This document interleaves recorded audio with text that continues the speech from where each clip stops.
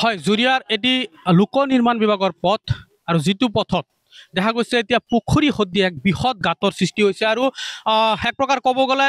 এই পুখুৰী সদৃশ গাঁতত এনেকুৱা এটা বৃহৎ গাঁতৰ সৃষ্টি হৈছে যিটো গাঁতত বহুকেইটা দুৰ্ঘটনা সংঘটিত হৈছে বহুকেইজন ঘূণীয়া হৈছে আৰু সেই গাঁতটো হৈছে দগাঁৱৰ আচলতে জুৰিয়া চাৰিআলিৰ পৰা ধুমধুমীয়া বালিসত্ৰলৈ যোৱা যি পথ 2024 চনৰ জুন মাহতে এই পথৰ নিৰ্মাণ কাম সম্পূৰ্ণ কৰা হৈছিলে আৰু নিৰ্মাণ কাম সম্পূৰ্ণ কৰাৰ আচলতে এবছৰ নহওঁতেই এই পথছোৱা এক জৰাজীৰ্ণ ৰূপ লৈছে অকল এই ঠাইতে নহয় আৰু বহুত ঠাইত আছে এনেদৰে বৃহৎ বৃহৎ গাঁতৰ সৃষ্টি হৈছে যাৰ বাবে যি ইয়াৰ যি স্থানীয় ৰাইজ আছে সেই ৰাইজে চলাচলৰ বিশেষ অসুবিধা ভোগ কৰিব লগা হৈছে মোৰ লগত ইয়াৰে এজন স্থানীয় লোক আছে তেখেতৰ পৰা পোনপটীয়াকৈ কিছু কথা জানিব চেষ্টা কৰিম হয় কি ক'ব জৰাজীৰ্ণ ৰূপ লৈছে ডগাঁৱৰ ওচৰত এই চাৰিআলিৰ পৰা ডুমডুমে বালিসত্ৰলৈ যোৱা পথত কি ক'ব এই সন্দৰ্ভত হয় এই ৰাস্তাটো 2024 চনৰ জুন মাহতে কাম সমাপ্ত হৈছিলে আৰু এটা কথা আপোনালোকে দেখিছে যে যোৱা 6 মাহ ধৰি ইয়াত পুখুৰী সদৃশ পৰিৱেশৰ সৃষ্টি হৈছে অৰ্থাৎ যদি আপুনি ইয়াত মাছো যদি পুহিব বুলি ভাবিছে মাছ পুহিব পাৰিব আৰু মই এটা কথা ক'ব লাগিব যিখন চৰকাৰে নেকি আজি উন্নয়নমূলক কথা কয় যিখন চৰকাৰে উন্নয়নৰ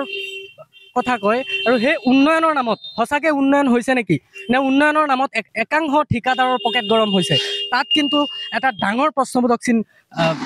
উত্থাপিত হৈছে আজি এইখন ৰাস্তাৰে প্ৰায় শ ছাত্ৰ ছাত্ৰীয়ে অহা যোৱা কৰে আমাৰ ওচৰত দগাঁও পাব্লিক হেল্থ চেণ্টাৰ আছে আদৰ্শ চিকিৎসালয় আছে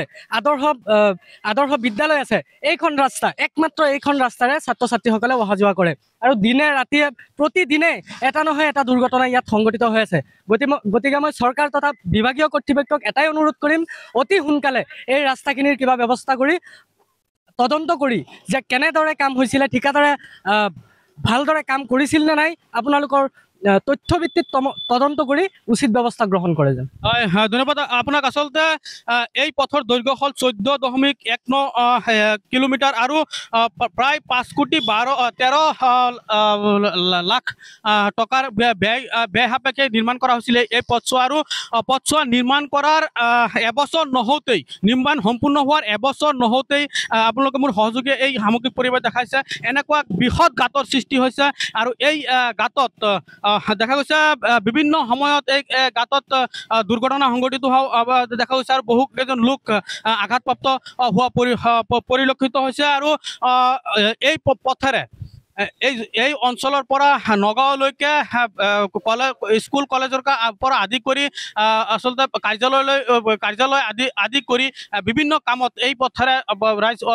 আচলতে এই স্থানীয় লোকসকল অহা যোৱা কৰিব লগা হয় আৰু সেই ক্ষেত্ৰত দেখা গৈছে যিহেতু প্ৰতিদিন এক প্ৰকাৰ ক'বলৈ এই পথ সদাব্যস্ত পথ আৰু প্ৰতিদিন এই পথেৰে অসংখ্য যান বাহন চলাচল কৰে আৰু প্ৰতিদিনেই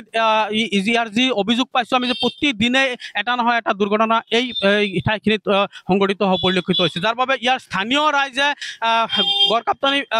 লোক নিৰ্মাণ বিভাগ তথা চৰকাৰক আহ্বান জনাইছে যে এই পথছোৱা মেৰামতি কৰি দি চলাচলৰ এটা সুচল ব্যৱস্থা কৰি দিবৰ বাবে চৰকাৰ তথা প্ৰশাসনক আহ্বান জনাইছে স্থানীয় ৰাইজে জুৰিয়াৰ পৰা ৰাব্বুল হুছেইন ND24